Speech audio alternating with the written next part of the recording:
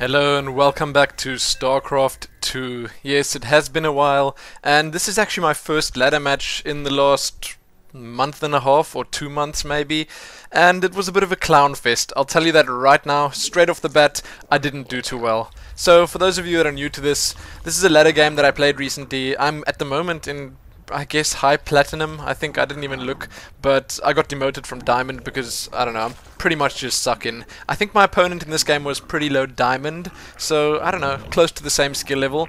And you're watching everything from my point of view. I'm doing this commentary post-game, so I recorded the game and now I'm just talking over the game.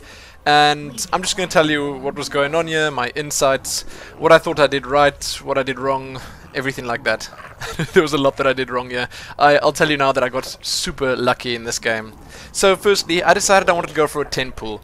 Because, you know, not for an all-in 10 pool, just a sort of economic 10 pool. I was going to get a couple of Zerglings quite early just to try and do a bit of damage. Not a lot. I wasn't going to try kill him with my 10 pool. I just wanted to see if I can just rattle him a little bit maybe and then try carry on as usual after that. Try carry on with a normal game. Now that's usually something pretty difficult to do for me, because when I just throw down that 10 pool, my first urge is just to get a ton of Zerglings out, especially if I do a little bit of damage, and then it's really hard to judge if they're going to be able to just quickly bounce back and repel any further attacks, or if you're going to be able to kill them outright. So in this I decided I'd make X amount of Zerglings, which in this case was about 6, and after that no more. So my lava timing here wasn't great either. I think I could have done that a little bit better. I'm not a professional 10 pooler, that's for sure. I know like 1 or 2 little builds that I do every time, or 1 or 2 openings, and I tend to stick with them. So when I do something different like a 10 pool, and generally it just doesn't seem to work out as well as I wanted to. Anyway, got 2 sets of Zerglings coming out there, so that's 4, and then the next one just started a little bit after that. So I rallied them close to my opponent's base, not right in their base yet, because I wanted them all to go in at the same time. Which I suppose is a bit of a mistake, because you want them there as early as possible, especially because I just spotted that his core went down right then. So he was, I don't know if he was a little bit late, but he probably wouldn't have had his ramp blocked yet, and I saw the gateway wasn't working, so I assumed there wasn't a zealot out. I was just hoping that there wasn't a zealot out yet. So if you skip the zealot at the start, you're not going to be able to block the ramp. The Zerglings will be able to run in there, and the Zerg player will be home free, obviously. So my Zerglings are there, and I was going to see if I could do a little bit of damage. I ran up the ramp here, and I was incredibly happy with what I saw, obviously, because I can just run straight in. The reason I went for the pylon here is because I was hoping that I'd be able to get it down before the zealot came out, but that wasn't the case. It was just off, but I decided to just force it anyway, because, you know, a free pylon disabling the gateway, stopping the zealot production.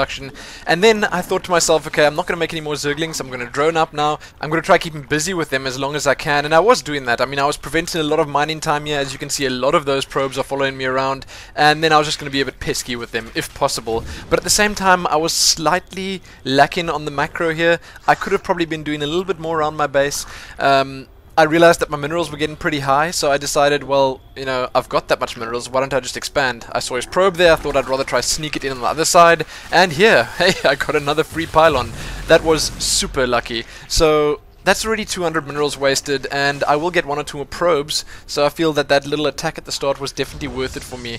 Especially seeing that I also delayed a few things for him. He might have been supply blocked there, he wasn't actually able to get more zealots and stuff out. So, I don't know, overall I was pretty happy with the damage I did. I was getting my expansion up now, but this is the tough part. This is where I usually start sucking a bit, when I need to sort of decide exactly what I want to do. Now, a mistake I made, I think I made here, is that I didn't get my gas soon enough. You can see I'm getting my drones on there right now. Another mistake is not throwing down that roach warren that I wanted to get down, because I feel that in this game it really would have helped me out. And I did okay with the Zerglings that I was going with. I decided I'd rather go for speed, for the metabolic boost, and try win with that, try keep harassing, try keep my opponent busy and stop him from expanding himself. And it sort of worked out. You'll see in just in a couple of minutes here. But you know, overall, I just wasn't that happy with the way I bounced back from that little attack at the start, and I don't really think bounced back works properly there, but the way I handled my game after that, I was really happy to see he didn't scout me then. I'm not sure why he didn't, but I did good with getting both the queens out here. I got the second queen down to my other hatchery as quick as I could. He did know it was there, so I was planning on getting a couple of crawlers up there as soon as I possibly could. And finally, starting the metabolic boost. I mean, this is like 6.5 minutes in, a little bit late. So now I was just going to drone up as hard as I possibly can because I knew he would be a little bit defensive here. Maybe not totally, maybe he'll try push with 1 or 2 units, but he wouldn't attack all out because he probably just wouldn't have the units for that right now. And I was sort of expecting something cheesy, and that's why I threw down this evolution chamber immediately. I was going to try get upgrades as well, obviously, but you know, if a player gets pushed into a corner like that, gets, I don't want to say humiliated, but gets damaged early on, then they generally, depending on who they are, obviously, but I think at this league, they tend to respond with something like Void Rays or Dark Shrine or whatever, you know, that kind of thing. Now I'll say it again, I wasn't that happy with my macro. I think I could have done a lot more in the time that I was given here. And by time given, I mean the time that it took him to muster up an army and muster up the courage to actually attack me.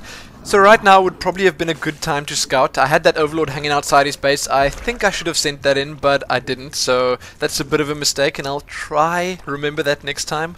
I was still just droning up here, and as I said, I wasn't happy with the amount of drones I was getting out. He was pushing out a little bit. I think because he didn't spot my speed there, I sort of assumed he would attack. But he didn't, which was lucky. And I was getting these spore crawlers down just in case. As I said before, you never know when these guys are going to get cheesy. Now again, I'm letting my minerals run really high at the moment. I didn't start that upgrade at the evolution chamber, which is a bit of a mistake as well. And I think the biggest mistake here is that I just didn't have a stand-in army out. By now I could have had a ton of roaches already, but here I was with a couple of speedlings. And sure, there were speedlings now, and oh no, look at that, right outside my base. So I decided to go for a bit of a counter-attack, and I think this worked out really, really well.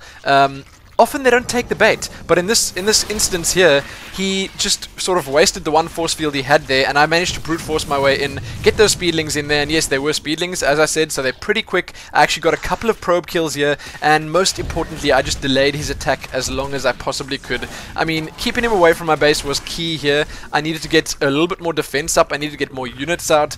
I spotted that he hadn't expanded at his natural yet. Sure, he could have thrown down some sort of ninja expansion somewhere, but I guess I just went with my instincts here and assumed that he didn't expand yet. I got a few more probe kills, I stopped his probes from mining a little bit longer, and now I was just going into defensive mode here, and I think it might have been a bit of a mistake. Sure, I probably needed this to survive. If I didn't have it, I would have died to his next attack. But again, I wasn't taking full advantage of the fact that I was harassing him and keeping him in his base and keeping him on one base, which I assume was still the case here. Now I was heading out with my Zerglings to see if he was going to counter-attack. If he was going to counter-attack, which he was, because he was warping units in at the front, then I would just have assumed that he hadn't expanded yet, because he's going sort of all in here. If he was expanding, he would have hanged back, and he would have stayed at his natural. He would have tried to get the expansion up and protect it.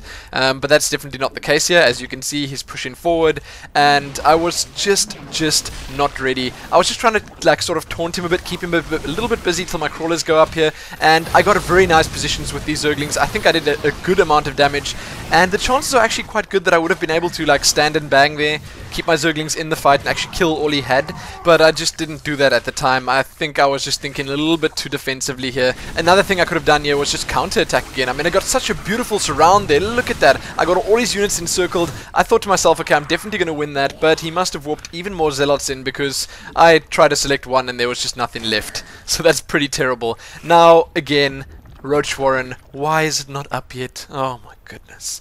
It would have saved me so much effort here, and I'm pretty sad that I didn't get it earlier. Okay, because he's going pretty much only zealots, and finally, well done Swin, the Roach Warren goes down. Again, I got a nice surround here on the back units. I took out a couple of sentries, which I think is pretty important, but still, so many zealots left, they kill my Zerglings so fast. I decided I'd just try pull back a little bit, let these crawlers try handle it. They were in pretty decent positions, he couldn't really push forward, and I thought to myself, I'll just try keep him busy as long as I possibly can. He seemed to be committing to this attack of his quite heavily, so I was actually happy. I'll just say that. I was actually happy with the fact that I was holding it off as long as I was.